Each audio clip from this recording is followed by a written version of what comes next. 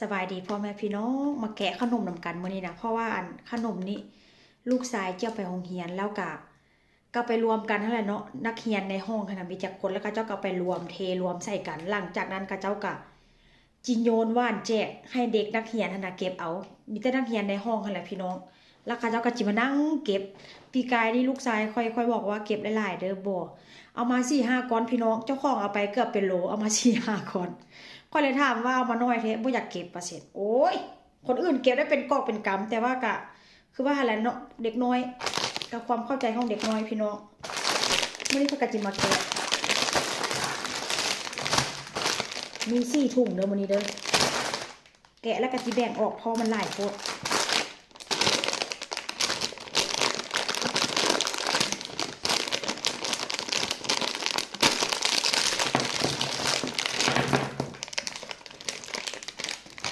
อันนี้ก็จะเป็นจุ๊บจุ๊บรสสตรอเบอรี่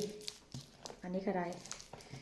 กะจิแบ่งออกพี่น้องเพราะว่าอย่างแบ่งออกนี่เพราะว่าอย่างมันหลายโพดเนาะอันนี้ก็เป็นขนมอม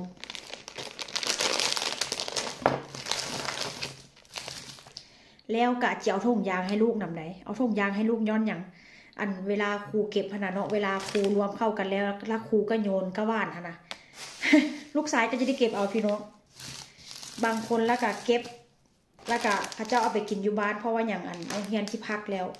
พักมันที่มีวันที่24นั่นเป็นช่วงอันนาวิดาพี่น้องแล้วก็วันเสาร์นี่นะวันเสาร์ที่ผ่านมานี่นะรัฐบาลเขาเจ้าก็แจกอันอยู่ในหมู่บ้านนี่แหละว่าเส้นสาอันรัฐบาลเขาเจ้าแจกอยู่บ่อนอัน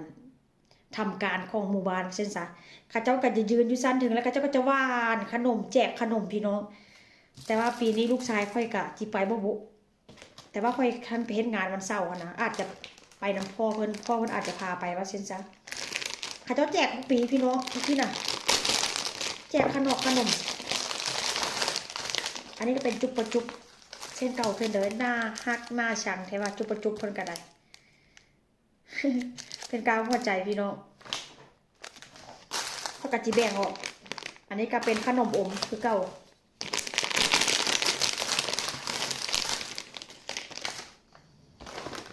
หมดแล้ว